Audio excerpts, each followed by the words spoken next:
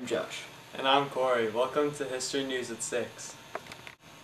Our top story today is on the environmental patterns during the 1970s to the 1990s. Here with that story we have Dylan. Thanks, Josh. As you can see, I'm sitting in the middle of a forest. What you can't see is that I'm sitting next to a construction site where hundreds of houses are in the process of being built. And soon, all the trees that I am sitting next to will be torn down.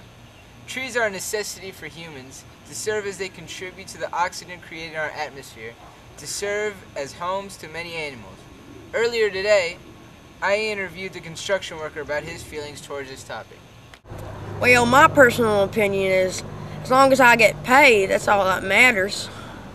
With my 25 children at home, I just need the money. I don't really care about what I'm cutting down or not cutting down. As you can see, the destruction of trees and forests has sadly become a way of life over the past 40 years. What will happen next? Who knows? Back to you in the studio, Josh. Thanks, Dylan. We are now going to run over to our handsome weatherman, Josh. Yeah. You see some clouds, and it's going to rain. And around over here, it's not going to rain. And now back to Corey with environmental facts about the 1970s. The first Earth Day was created by Governor Nelson of Wisconsin, April 22, 1970, in order to raise environmental awareness of problems the environment faces. That same year, President Nixon helped create the EPA, standing for Environmental Protection Agency. The EPA was given power to set and enforce pollution standards, conducting environmental research, and assisting state and local governments in pollution control. The Clean Air Act was also signed in 1970, giving the nation's industries 5 years to meet new pollution standards, including a mandate that automakers reduce tailpipe emissions of their cars by 90%. On March 28, 1979, nuclear reactors in 3 Mile Island overheated and caused evacuation.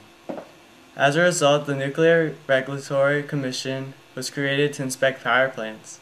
Enough about the 1970s. Let's learn about the 1980s. Thanks, Corey. The 1980s was a time period involving environmental issues. The 1980 Superfund bill was aimed at eliminating dangerous toxic waste. President Reagan cut the budget of the EPA as a result of his deregulation. Acid rain, which was discovered in 1963, is rain that is 100 times more acidic than unpolluted rain. The increase in global economics led to fossil fuel combustion with the spread of acid rain. Acid rain damages forests by damaging the surface of leaves. This makes it harder for the trees to withstand the cold temperature and causes for the trees to die. Another problem the environment faces is global warming. Global warming is when the earth heats up by the temperature rising.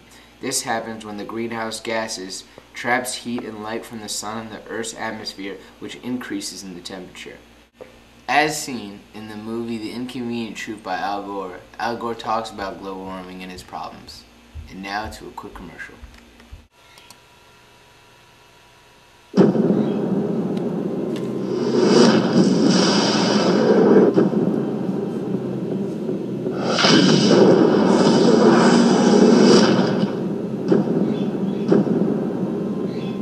If you look at the 10 hottest years ever measured, they've all occurred in the last 14 years. And the hottest of all was 2005. The scientific consensus is that we are causing global warming. I am Al Gore. I used to be the next president of the United States of America. This is Patagonia 75 years ago and the same glacier today. This is Mount Kilimanjaro 30 years ago and last year. Within the decade, there will be no more snows of Kilimanjaro. This is really not a political issue so much as a moral issue. The temperature increases are taking place all over the world, and that's causing stronger storms. This is the biggest crisis in the history of this country. Early this morning, Hurricane Katrina slammed into New Orleans.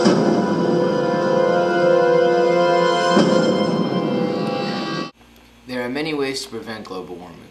I'm going to keep it short and brief and only talk about 3. The first is recycling. Recycling protects the environment from air pollution and lets us reuse recycled objects. Another way is to unplug unused electronics. Although the device is off, it still uses energy. This will allow you to save money and save energy. The last way is to use public transportation and use bicycles more often. Riding bicycles gives people more exercise and doesn't release fossil fuels that one's car uses that pollutes the air. If you do not have a bicycle, you could use public transportation.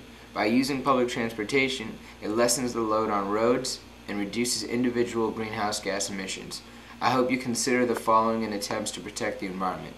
Our last time period for this hour is during the more recent 1990s. Adam will provide us with these more interesting facts. Thank you, Dylan, for that insightful information. The time period of the 1990s was also helpful in shielding the environment from such problems as acid rain, global warming, and pollution in the Earth's atmosphere. Recycling became a big and widespread part of preserving the environment in the United States during the 1990s. As you can see, America has improved their recycling habits. Also, the buying of electrical-powered and solar-powered cars called hybrids became very popular. The Industrial Revolution has affected the environment negatively. More and more factories were being built, polluting the air. More pollution began to harm the air as well as water and soil in the atmosphere. The National Acid Precipitation Assessment Program, commonly known as the NAPAP, was responsible for the research of acid rain deposition and provided information about protecting the environment from it. Overall, the issue of protecting the environment is unsuccessful and needs people's #1 priority in order to save the environment. Can you help? Back to you in the studio. Due to technical difficulties caused by the lack of environmental care, we will be unable to return to the studio as scheduled. Thank you. Everybody is a 304. Just throw your hands up and have some fun. From Atlanta to Savannah, here to South.